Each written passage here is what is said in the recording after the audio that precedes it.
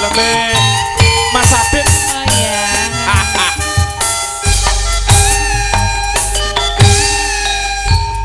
Batang dedet lelimangan nggugah hati kang kebapak sobat.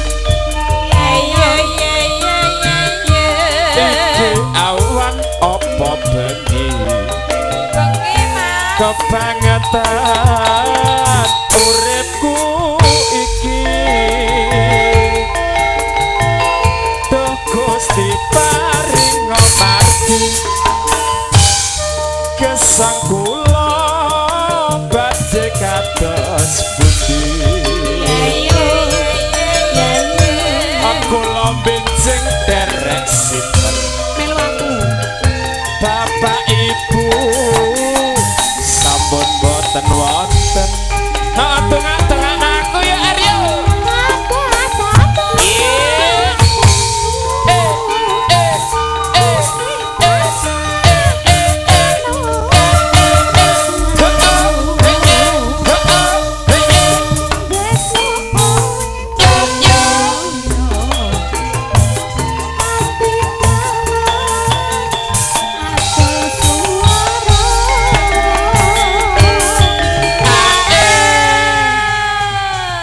Awake dhewe iki mung modale dodol swara. Ngono, Mas.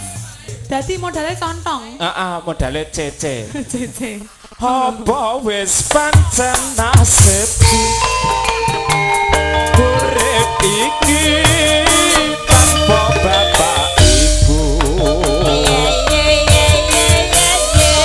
nelongso jroning batinku kaya ngene tapi wong ora duwe. Mas Pek tarik yo.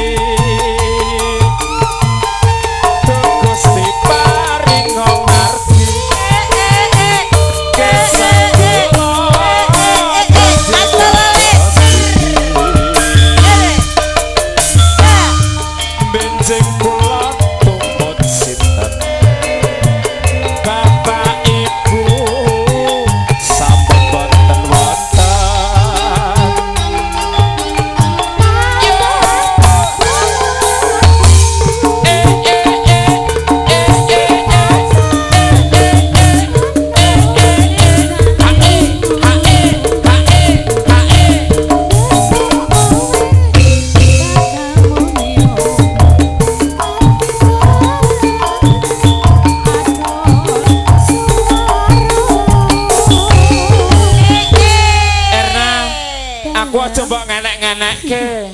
Kenapa, Mas? Olah kuat. Apa wis pancen nasibku